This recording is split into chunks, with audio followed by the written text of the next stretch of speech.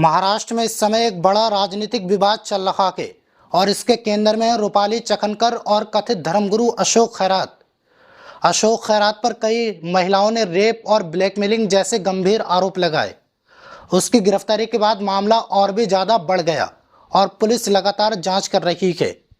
जांच में सामने आया कि खैरात के खिलाफ अब तक 10 एफआईआर दर्ज हो चुकी हैं, जिनमें से 8 मामलों में रेप से जुड़े हुए हैं। पुलिस को शक है कि उसने कई अहम जानकारियां छुपाई हैं। इसके लिए उसका फोन और डाटा की गहराई से जांच की जा रही है। इसी बीच एक बड़ा विवाद खड़ा हो गया जब रूपाली चकनकर के कुछ पुराने वीडियो और फोटो सोशल मीडिया पर तेजी से वायरल होने लगे।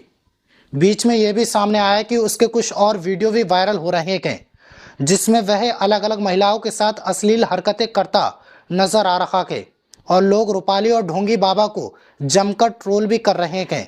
विवाद बढ़ता देख मुख्यमंत्री देवेंद्र फडणवीस ने उनसे पद छोड़ने को कहा, जिसके बाद रूपाली चकनकर ने महिला आयोग की अध्यक्ष पद से इस्तीफा दे दिया।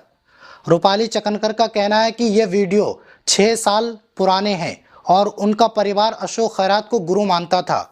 उन्होंने साफ कहा कि उन्हें बाबा अशोक खैरात के अपराधों के बारे में कोई जानकारी नहीं थी। वहीं दूसरी तरफ विपक्ष इस मुद्दे को लेकर सवाल उठा रहा है और सरकार से सवाल भी पूछ रहा है और आरोप लगा रहा है कि कार्रवाई में देरी की गई। जांच के दौरान एक चौंकाने वाली बात भी सामने आई। एक पीड़िता ने बताया कि खैरात ने उसे पीने के लिए खारा और कड़वा पानी दिया था, जिसे पीने के बाद उसे चक्कर आने लगे और फिर उसके साथ दुष्कर्म किया गया। अब एसआईटी इस बात की जांच कर रही है कि उस पानी में क्या मिलाया गया था और उसका सोर्स क्या था। 58 से बढ़कर जो अश्लील 100 आपत्तिजनक वीडियो तक का आंकड़ा पहुंचा था, वो अब 300 पार कर चुका है। इसके अलावा उसमें अब और भी नए अश्लील वीडियो शामिल हो गए और दुनिया को हैरान कर रहे हैं। इसी के साथ खबर का एक दर्दनाक पहलू भी सामने आया, जिसने लोगों को सोचने पर मजबूर कर दिया। वहीं वायरल हुए एक वीडियो में आप अशोक खैरात का काला सच साफ साफ देख सकते हैं, जिसमें वह महिलाओं को लालच देकर बहला फुसलाकर उनके साथ शोषण करता है, उन्हें डराकर उनके साथ संबंध बनाता है। वहीं ये सारे वीडियो अब सोशल मीडिया पर वायरल हो गए और दुनिया के सामने खुलकर आ गए। इसी के साथ अब पीड़ितों का दुख भी बाहर आने लगा। दरअसल पूरा मामला क्या है, आइए आपको बताते हैं। हर अपराध की एक सीमा होती है, आप भी ये मानते हैं, लेकिन कुछ अपराध ऐसे होते हैं जो सिर्फ कानून नहीं तोड़ते, बल्कि इंसान की जिंदगी, उसकी पहचान और उसकी इज्जत को भी तोड़ देते हैं। नासिक का कथित ढोंगी बाबा अशोक खैरात केस अब उसी खतरनाक मोड़ पर पहुंच गया, जहां सच सामने आ रहे हैं, लेकिन उसके साथ ही पीड़ितों का दर्द भी और गहरा होता जा रहा है। ये मामला अब सिर्फ आरोपों या गिरफ्तारी तक सीमित नहीं रहा, बल्कि अब ये उन परिवारों की ट्रेजेडी बन चुका है जिनकी निजी जिंदगी सोशल मीडिया की भीड़ में नीलाम हो रही है। जिन वीडियो को सबूत बनना था, वही अब पीड़ितों के लिए सजा बनते जा रहे हैं। एक पीड़िता के रिश्तेदार का कहना है कि वीडियो सामने आने के बाद उन्हें ऑफिस जाना तक मुश्किल हो गया। लोग सवाल पूछते हैं, नजरें बदल जाती हैं और आखिरकार उन्हें घर से काम करने की मजबूरी उठानी पड़ती है। ये सिर्फ एक घटना नहीं, ये सामाजिक दबाव का वो चेहरा है जो पीड़ित को दोबारा सजा देता है। सबसे बड़ा सवाल यही है यहाँ पर कि क्या हम एक अपराध को उजागर करने के नाम पर पीड़ितों की प्राइवेसी को कुचल रहे हैं? क्योंकि जिस तरीके से ये वीडियो सोशल मीडिया पर वायरल हो रहे हैं, वेबसाइट पर और पर्सनल प्लेटफॉर्म पर तेजी से फैल रहे हैं, वो सिर्फ कानून की चुनौती नहीं, बल्कि हमारी संवेदनहीनता का भी आईना है।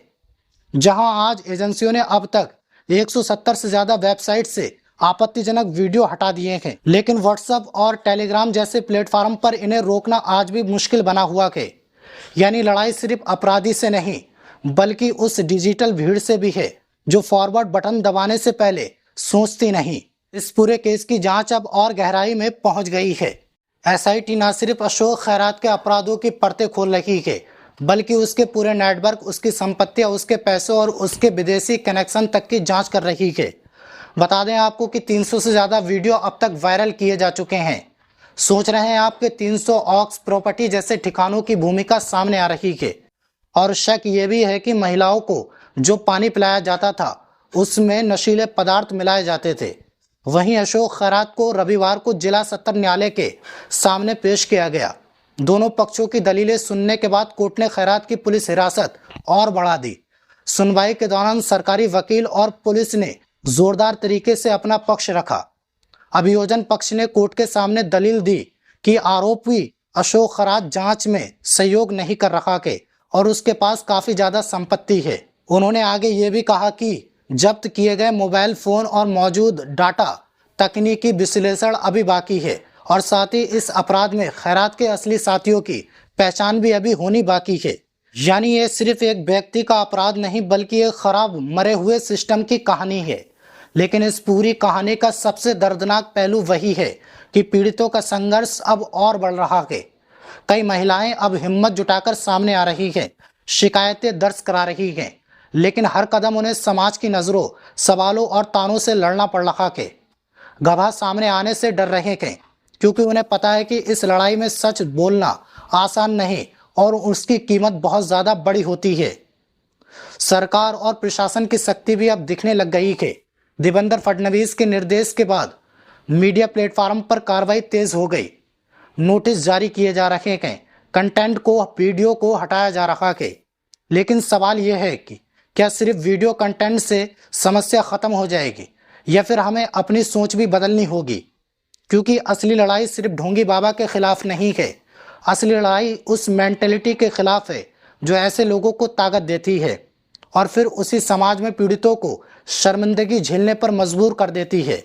ये केस हमें एक कड़वा सच दिखाता है कि आज के डिजिटल दौर में अपराध सिर्फ कमरे के अंदर नहीं होता, उसका असर स्क्रीन के बाहर हजारों जिंदगियों को तोड़ देता है। इसलिए जरूरी है कि हम सिर्फ न्याय की मांग ना करें बल्कि जिम्मेदारियां भी निभाएं, क्योंकि हर शेयर किया गया वीडियो, हर फॉरवर्ड किया गया क्लिप किसी पीड़ित के जख्म को और गहरा कर सकता है। याद रखिए, सच को सामने लाना जरूरी है लेकिन इंसानियत को बचाकर, वरना अन्याय की लड़ाई में हम कहीं खुद ही अन्याय का हिस्सा ना बन जाएं।